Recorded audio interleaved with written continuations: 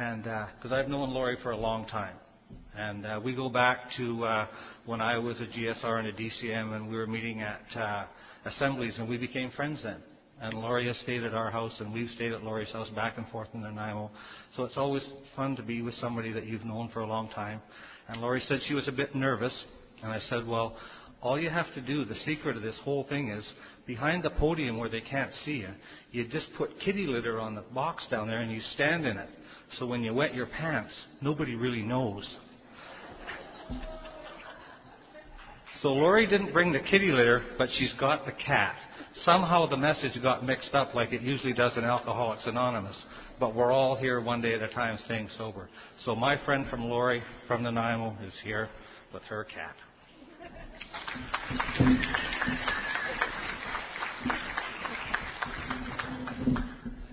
Good morning, everybody. My name's Laurie, and I'm alcoholic. And this is Pipsqueak. Maybe I should just explain why she's here. She's been a little on the sickly side for the last few weeks, and she's taken medication once every 12 hours. So if I was going to be here for the weekend, I couldn't leave her at home, and we didn't know what to do with her today because we gave up the hotel room. So here she is, and she's kind of soothing right now, I'll tell you. So I'm glad to be here this morning. What a glorious morning it was getting up this morning and being sober and knowing I'm coming here to be with a lot of friends. And I woke up in the hotel room this morning. We've got a great hotel room that's right on the waterfront, and I woke up this morning with a man in the room with me, and it's the same one I left home with last night. And I know his name.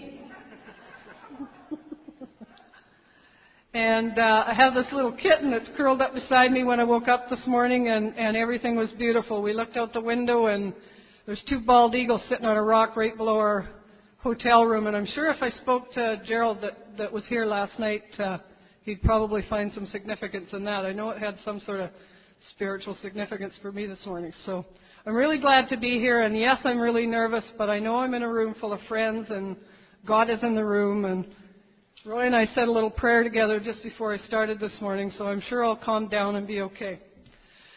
So I guess I'll go back to the beginning. I grew up in an alcoholic household. For about half the time that I lived at home, our alcoholic was drinking, and for about the other half of the time, he was sober. Other than a genetic, hereditary kind of a thing, I don't know how much that upbringing had to do with my being an alcoholic. But there's a few other things in my background that I think contributed to it, and probably had a lot to do with where I went while I was drinking. So one of them happened when I was in grade 6, and like so many, or grade 1, I was 6 years old. And I hear so many people that get up to the podiums and talk about how they felt like they didn't quite belong when they were kids, and they were never really comfortable in social situations, and I'm one of those people. I always felt like a bit of a misfit. And I remember in grade 1, I was standing out front of the school, and there was me and Geraldine was my best friend at the time, and her and I were standing on the front step, and there was another little kid named Martin that came along. And he was talking about going over someplace that they were all going. A whole bunch of kids were all heading to go and have fun. And he said, "Why don't you come along?" And I just assumed when he said that he was including Geraldine and I both in the invitation. So I was all excited, and I said, "Yeah, let's go, Geraldine." And Martin turned around and looked at me, and he said, "Not you. You're ugly." And that defined me for almost the rest of my life. I didn't think, it wasn't just that I didn't belong. I had a reason for why I didn't belong and why I was being excluded. So from that point on, in my mind, I would never belong anywhere because I was ugly. And I have to realize that when I was a kid, I was skinny as a rail. I got my first pair of glasses before I went to school. They were bifocals, so they were thick like Coke bottle bottoms. So I was kind of a homely little kid. I was a geeky kid too. I had a good head on my shoulders, and without even really much of an effort, I was an honor student in the lower grades. But this ugly thing hung around for so long. I'm sure you all remember the story of the ugly duckling. A story used to make me cry when I was a kid because I kept wondering when I was going to turn into a swan. And it just seemed like it was never going to happen. So that kind of set me up for being even more left out when I was a kid. So another thing that happened a little bit later, we were living in Courtenay at the time, and my dad was still drinking. And it always seemed like, I don't know if this is, I'm sure there's other people here that had the ugly thing follow them around when they were kids. And it always seemed like the friends that I picked out were always really good looking. It always seemed like whoever my best friend was good looking, they were all perfect, and they attracted lots of attention. And because of that, I was always getting this not you, you're ugly thing, because they got the attention and I got left out. So by the time I was about 10 or 11, I think that's how old I was, my friend at the time was Linda, and we were as close as this, inseparable. We were coming home from the show one night. We'd been to the show in Courtenay, and we were walking home. We took a shortcut through the railway station in Courtenay. And we didn't know it at the time, but I guess there was some work being done on the tracks up there. And there were 2 rail cars that they were using like bunkhouses for the guys that worked on the tracks. So when Linda and I snuck through there to take a shortcut home, 2 of the men from the rail cars came out and stopped us on the road. And each one of them took on one of us. And, the next thing I know, I had this man, an adult man, with his arms all around me and pawing me, basically. And all I heard was he said, "You're beautiful." So it never occurred to me at the time that there was anything wrong with anything that he was doing. All I knew was that I heard what I wanted to hear. So nothing was ever said to anybody. But in my mind, it told me that if I wanted to belong and I wanted people to think I was okay, I knew what I had to do that. Another time, I guess we moved out of Courtenay when I was 12. My dad was sober by then. He took a job with BC Highways, and we moved down to Victoria, actually Duncan first. So I left all my friends behind, and Linda included, and they left all their AA friends behind. So it wasn't unusual for us to travel back and forth so Mom and Dad could visit their AA friends, and I always went along so I could visit my friends in Courtenay too. On one of those trips, my dad was taking 2 newcomers to a meeting up in Courtenay, and Mom went along to visit her Al-Anon friends. So Mom and Dad are sitting in the front seat of the car, and they had me in the back seat between these 2 newcomers. And once again, I found myself partway up. It was dark when we were driving up, and one of those guys decided that he was going to have his way with me in the back seat. And there again, he was all over me, and I heard those words again, "You're beautiful." And it never occurred to me that there was anything wrong with what he was doing. All I heard was what I wanted to hear. "You're beautiful." So, and again, it told me what I needed to do to hear it.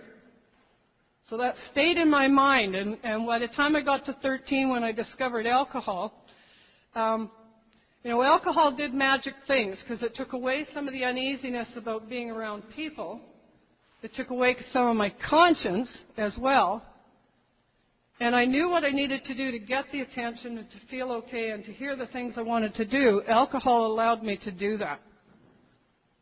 So throughout my drinking history, my mission in life was to do what I needed to do so that people would tell me I was beautiful.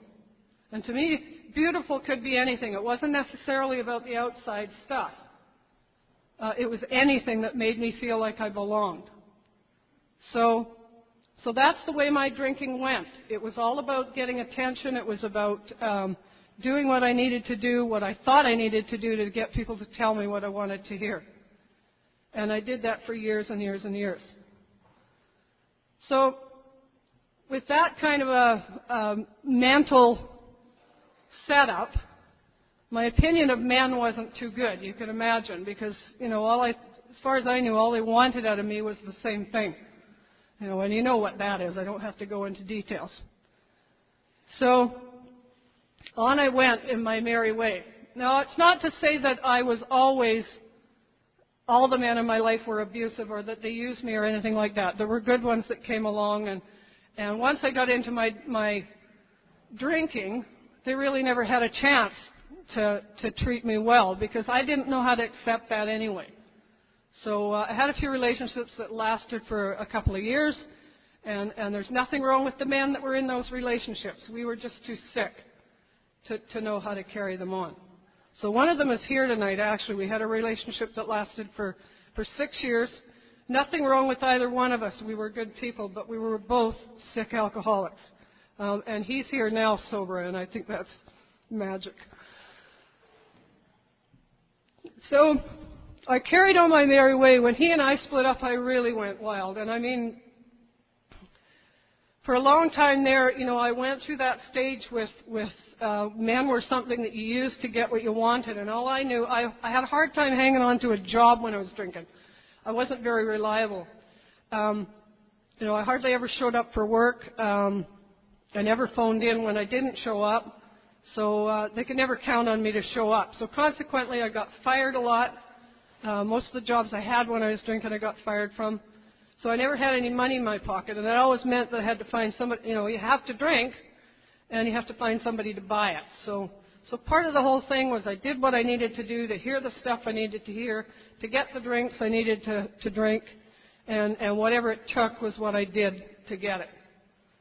So eventually, in all that falderall that I went through in that horrible lifestyle, and I don't want to go into any more detail on that, but eventually I stumbled across in my travels one of those people that likes to rescue lost things or broken things. So here comes this person, and just to tell you how badly he needed to fix things. The night he met me, I had this big, fuzzy, blonde, afro kind of a hairdo, big, fuzzy thing, and a black eye. And I guess to him that meant this is the one for me. And he came along to try and rescue me. So, and he was very nice. For the first time in my life, here's a person that tried to look after me, to see that I was comfortable. He was forever, are you too hot? Are you too cold? Do you need this? Do you need that? He was really a very nice person. And I remember going to my friend at the time. Her name was Maureen. Another, we were as close as this, inseparable. And I remember going to her when I first met him, and I said, Maureen, I don't think I deserve to be treated this well. I mean, why should anybody treat me like that? And Maureen's a good friend, so her response was, she said, Laurie, I think you more than anybody deserves to be treated well. So Maureen and I are still friends. I stayed with him. We actually stayed together for a long time. We were living together for 3 years in the last year of my drinking. I have to say I was never very good to him, in spite of the fact that he treated me well. He always treated me with respect. He was good to me. I used him for what I needed, and that was all. I really never did treat him very well. But he did eventually get too much of it. There were days I didn't show up. I didn't get home at night. We fought a lot. I know one night I got up in the morning and I was, coming out of a blackout drunk, so I didn't know what had happened the night before. But when I looked at him this morning, he had a great big bandage on his hand, and I wondered what had happened. He says, well, I smacked you in the head last night. I didn't even know what had happened. He broke his hand hitting me, but I didn't know what happened, and I'm sure I provoked it. I have no doubt in my mind. So one morning I woke up, and I was halfway down the hall. We lived in a mobile home. I was halfway down the hall, and there were carpet burns on my chin and my face. I don't know what exactly had happened. I didn't know if I was halfway down the hall because I was on the way to bed or coming out of the bathroom. I didn't know really what was going on because I couldn't remember anything. And I came to, and I realized when I came to that the house was cold and empty. And I got really, really scared. Here I had this person that had been kind of babysitting. He looked after me when we went out together. He got me home in one piece. He kept me out of the scrapes I would get into by myself. So when I woke up that morning, for some reason, I just knew I couldn't go on my own. And I was fortunate because, like I said, I grew up in a household where the alcoholic in our family sobered up when I was quite young. So when I reached that morning of hopelessness and despair, I mean, I can't describe how helpless I felt that morning. I was so lucky because all I had to do was call home. You know, I had a set of parents that were just waiting for that day to come. They knew I was in trouble all along. They knew they couldn't do anything about it. So they just sat and waited until the phone call came. So finally it came, and I picked up the phone and I said, "Daddy, I think it's time." And he came over right now. There were several times in those last few years of my drinking that I called him at 4 o'clock in the morning. I would go on remorseful things, you know, crying jags while I was drinking, and, well, I better do something about my drinking, and I'd phone them at 3 or 4 o'clock in the morning, and it didn't matter if he was working in the morning or what he had going on in his life. He dropped everything and came to get me. So I can only imagine what was going through his mind this time when I phoned and said, "Daddy, I think it's time." But this time I meant business. And I went to visit them. We talked about sobriety. We talked about getting sober. And I guess it was kind of a step one. I knew I was in trouble. I knew I needed help. I knew sobriety was the answer. I had the example to look to. And I was making the choice to do what I needed to do. But I was under the impression that all I needed to do was stop drinking, and that was going to fix everything. So I struggled through those first days of sobriety, few days and weeks. I was fortunate that the partner I had at the time stopped drinking with me because he thought that might be helpful. Remember, he's a fixer, so he would do anything he could to help me out. And I did get sober. And it's really, just with staying sober, it is amazing what kind of changes do happen. Not very much happened on the inside, but, I started showing up for work because I wasn't drunk and I wasn't hungover. I was much more reliable, so I kept my job. Now, there was another reason why I kept my job, because the job I had when I sobered up was working for my partner's father. So I was kind of insulated in the last 3 years of my drinking from losing my job, because if he fired me, it chopped off half of the income to his son's household too. So that kind of kept me working when anybody else would have fired me. So here I am sober, and I've got a job. The father-in-law to be ran a business machine company, and through him I took an interest in cash registers. I'd worked as a cashier in some of the 6 or 7 month jobs I'd had while I was drinking, and I took an interest in the cash registers. Well, went for about 5 months, and things had picked up so well. I was doing well at work. I was feeling good. I had a solid income. I felt good about myself. So I thought everything was okay. So my partner and I decided, well, everything's going to be all right now. Let's get married. 5 months sober. And we got married. And it was actually a fairly good marriage for a few years. Like, it went along quite well for a few years. But I guess the problem is, I changed and he didn't. And my life took off in unusual ways. I mean, I couldn't believe some of the things that were happening to me in sobriety, especially where my work is concerned. His was staying the same. So he started getting kind of resentful at me for that. He was also resenting the fact that I still liked it that he didn't drink, because it did make it easier for me. And I guess on the side he was sneaking out to go drinking, and eventually he found somebody else that would drink with him. So the marriage did come apart. We actually stayed together for 8 years, but it did eventually come apart. But I think these people are put in our lives when we need them, and they stay there until we don't need them. I don't have any hard feelings towards him now. And the fact that we were together and I worked for his dad has set the stage for everything that's gone on in my working life since then.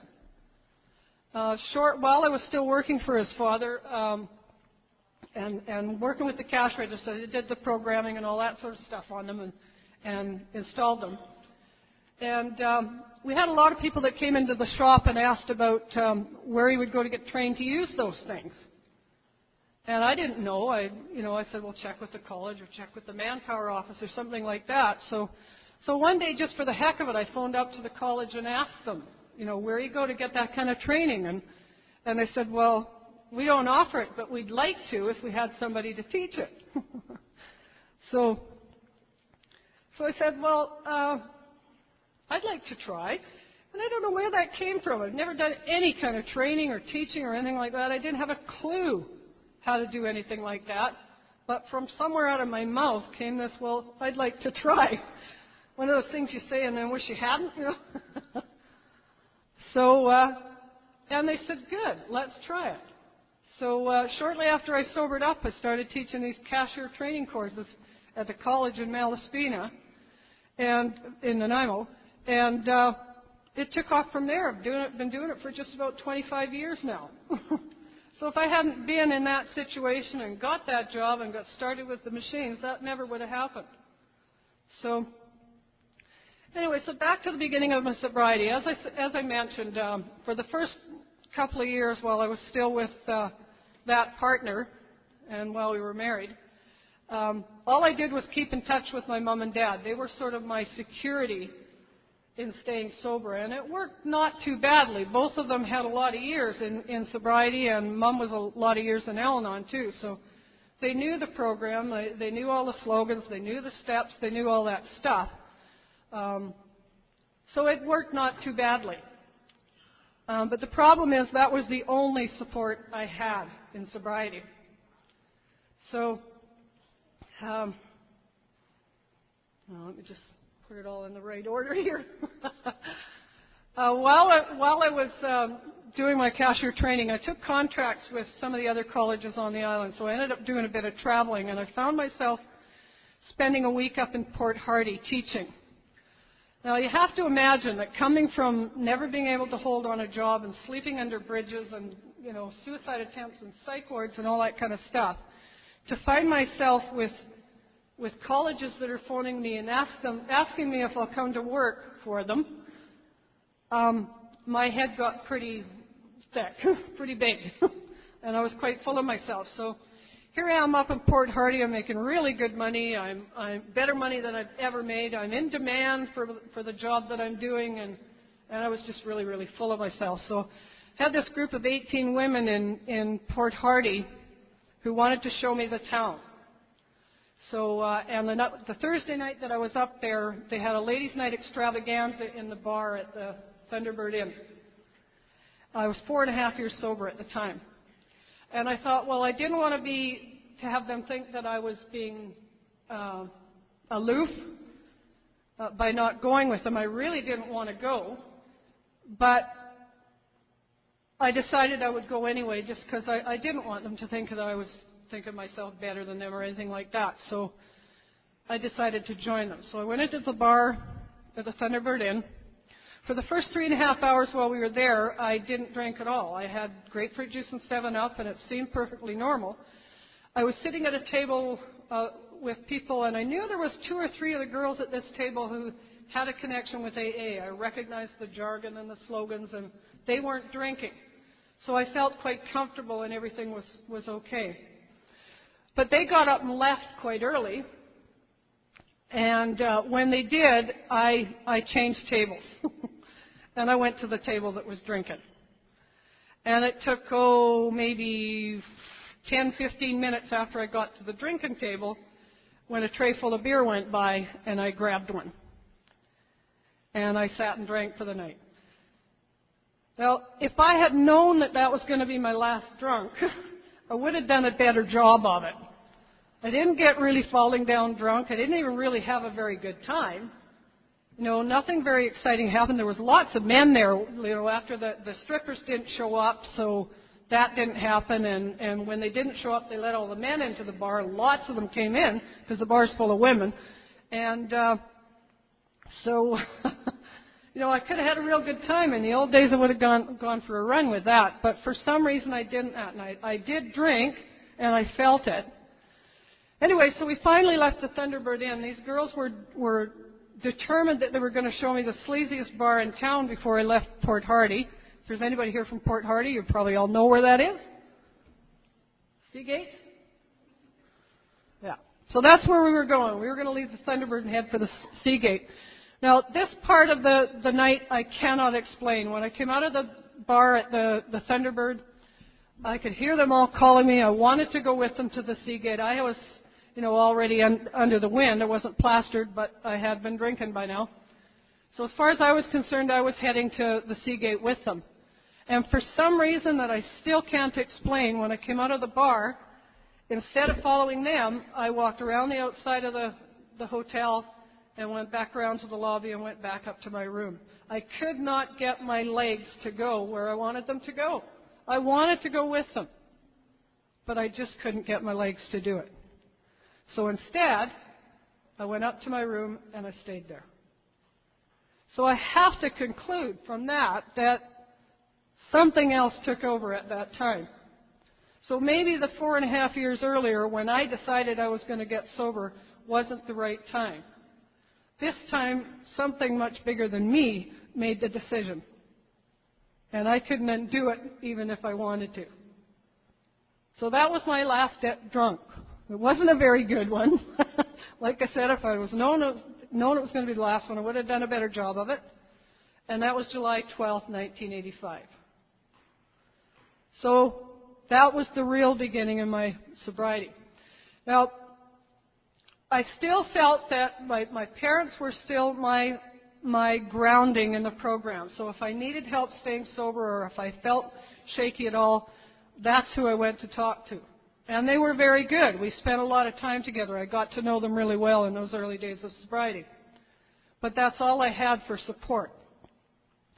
Well, about 3 years later in 1988, Mom was diagnosed with cancer, and she died in March. And about 3 months later in June, my dad died very suddenly. So here I am in my second stretch of sobriety with no support other than the two of them, and all of a sudden they're both gone. And I seriously considered drinking. I thought about it. I thought, that the only people that really cared that I was sober were gone, so why bother? But for some reason instead, I went to an AA meeting. And I remember going, it was December, it took till December before I finally went to the meeting, and I remember going there, and there was a young fellow that was talking about having to go up to Quadra Island and spend Christmas with his mom. And he said he was dreading it, like he didn't want to go, and they always fought, and it was so uncomfortable, and blah, blah, blah. And I said, geez, I'd give my right arm to spend Christmas with my mom. So that was my beginnings in AA. I knew if I went there that there would be people there that cared that I was sober. And I was right. It is where you go. If you need people around you to support you, to remind you why you're here and why you're sober, they're here. And I found them. Now, I still had some of that old attitude that I brought into AA with me. I mean, right off the bat, I got involved with all sorts of stupid relationships. The very first time I went to a meeting, I was driving a Cadillac at the time, because, we have to look good when we get here. And so the first meeting I went to, there was me and several of the guys at the meeting that went out for coffee after the meeting. And they were all very impressed with this Cadillac, so they were all pushing buttons and playing around with things in the Cadillac. It had a electric sunroof on the top, so they're fooling around with all the buttons, and they got the sunroof stuck open. So, and I guess there was 4 of them there. They started trying to fix the roof. So, yeah, you know what goes on, right? They had it all apart. The inside of the roof was all taken apart. So it's in pieces all over the place. It looked like an old wreck, and they didn't know how to put it back together. They didn't know how to get the roof closed, and it started snowing. So that was my introduction to AA. My first meeting, the first time I went, was these guys taking my Cadillac apart. It cost me $700 to get the roof put back together. But I kept thinking at least they tried, So I remember I went to the meetings for a few months, I guess 2 or 3 months, and the people were really nice. It felt like home, all those things that everybody says. But I kept thinking, I'm sober, I'm solid, I've got a good job, things are going well for me. Maybe I don't need to do this. And I mentioned it to one of those guys that was at that first meeting. He was one of these people that was in and out and in and out and in and out. He'd been around AA for years and never actually even got a year sober in. But he had good stuff to say anyway. And I told him one night, I said, I don't really think I need to do this. Like, what am I going to get out of AA that I haven't already got? And he looked me straight in the face and he said, maybe you should think about what you can put into it instead of what you're going to get out of it. And I felt like this big when he said that. I thought, it never occurred to me that there was something I could put into AA instead of taking something out. Maybe it's not about me. Maybe it's about not get. Maybe I should give something instead of get. Because remember, I had AA in the background. I got here pretty easily with just a phone call home. So maybe I should start thinking about what I could do for AA. So I stuck around and I got involved in service work. And boy, I tell you, you'll learn anything you need to do to get through life getting involved with service work. It's been a blast right from the beginning. I did a lot of the jobs in the home group, cleaning ashtrays, sweeping the floor, chairing meetings and all that kind of stuff. That was the beginning. And I started feeling like part of the group. I had a really supportive big book group in Nanaimo that I was part of in the beginning. And I felt good, I started learning things about how to deal with other people, how to manage situations with group, how to cooperate with people. I'd never done that. So with all that social ickiness that I used to feel in groups, I started losing it by working in service work. I can remember doing the rally committee in Nanaimo, and we had a couple of old farts that had been on their rally committee forever, and nothing ever changed while we were there. And I started with the rally committee tonight in Nanaimo. They made me the program chairperson, which meant it was my job to pick speakers. Well, I hadn't been around AA all that long, so I didn't really know any of the speakers. A couple of people gave me tapes to check out, and I found a couple of tapes that I thought the speakers were great. So I went back to the rally committee meeting, and I said to all these old farts, well, I've got a couple of speakers. And they said, no, well, we think this lady should speak and that one should speak. And I said, well, why did you give me the job if you didn't want me to do it? So I got my way. I told them, you gave me the job. These are the speakers. They're going to talk. So that was my beginning in the rally committee. I stayed with the rally committee for 8 years. In Nanaimo, and eventually chaired it. So one of the other things that happened when I was chairing the Nanaimo rally, it was a good experience. About 25 years before I chaired the rally, my dad chaired the rally in Nanaimo. And he and a bunch of the other guys had gotten together and done a thing called Swain Lake. Bunch of them donned tutus and tights and the whole bit, and they had a local choreographer put a routine together for them to do a ballet at the rally. There was about 8 guys that did it. One of them was an ex-cop. He was about 6'6" or something like that, and they did it with the hairy armpits and the hairy chests and the whole bit. It was just a scream. So when I was the chair of the rally in Nanaimo, I decided that I wanted to repeat that performance in honor of my dad. So I put up posters in the Alano clubs and sent them around to all the meetings. I didn't know how I was going to get any volunteers that were going to be willing to put on tutus and tights at the rally. So I put up a poster and I said, 25 years ago when they did it, they did this thing and it was real popular. Everybody loved it. But I said, I think the men in the program were different in those days, and I said, I bet none of you got the balls to do it. So within about a week, I had about 12 volunteers.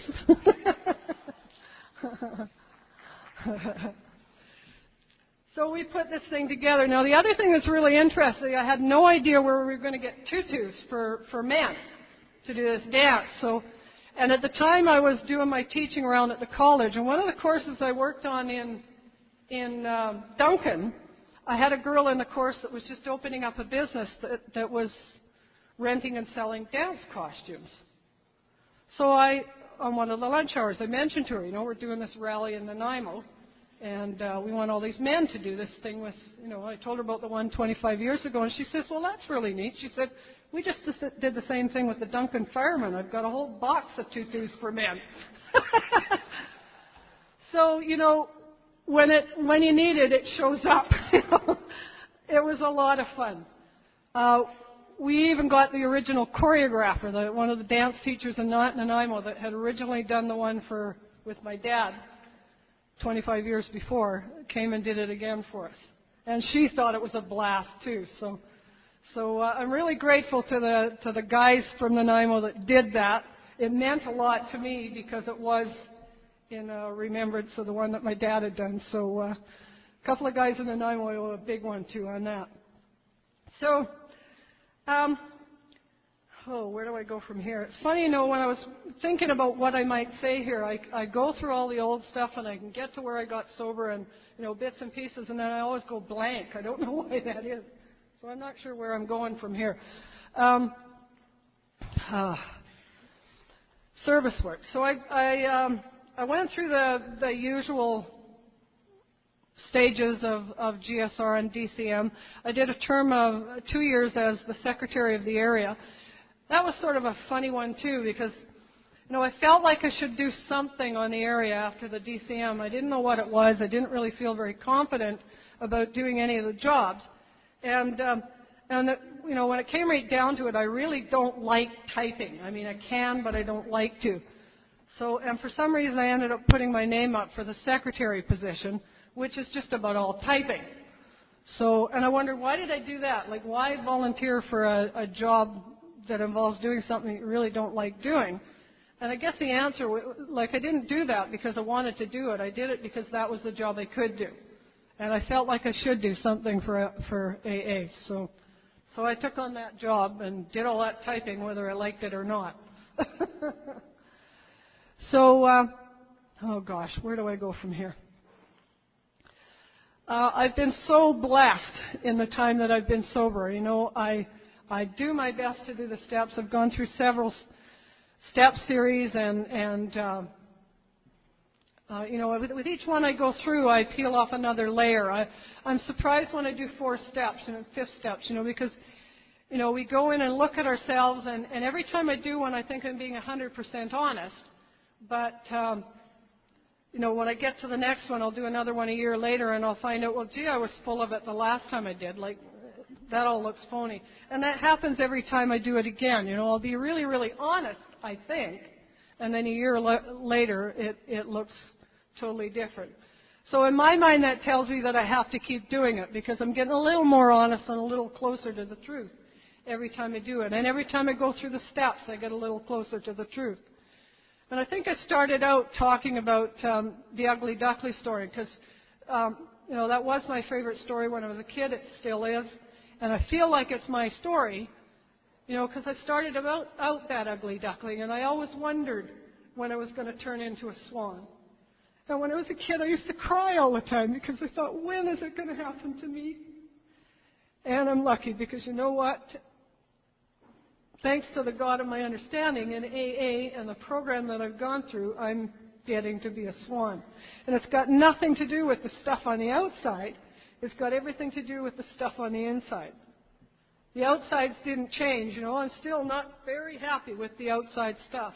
But the inside stuff feels really good, and that's all because of the stuff I've learned from you guys here. I've got good friends. Like I said, I've got this man in my life that treats me with love and respect, and all he demands is that I do the same thing for him. And that took a long time coming. I used to think I was one of those people that they talk about in the 4th step that was incapable of forming a true partnership with another human being. I didn't know how to do it, but I'm learning. And I'm not perfect yet. I'm not a swan yet, but I'm getting closer. And every time I hang around, every time I keep going to meetings and I learn more stuff, I do service, I learn so much from service. It's made major changes in my life. I get a little bit closer to being the Swan. So I'm going to hang around longer. I'm sure the Swan's going to come yet. With the help of all of you, with the God of my understanding, I'm sure it's going to come. And I think I must have reached the end. I'm drawing blanks here, so it's probably the time I should shut up. I thank you all for being here, for all the friends that came here to support me. My sister is here. This is her first AA rally ever. And I know you'll all make her real welcome. Ed is here, the good man of my life. My sponsor's here. So who could go wrong with all of that? Thank you all for my sobriety.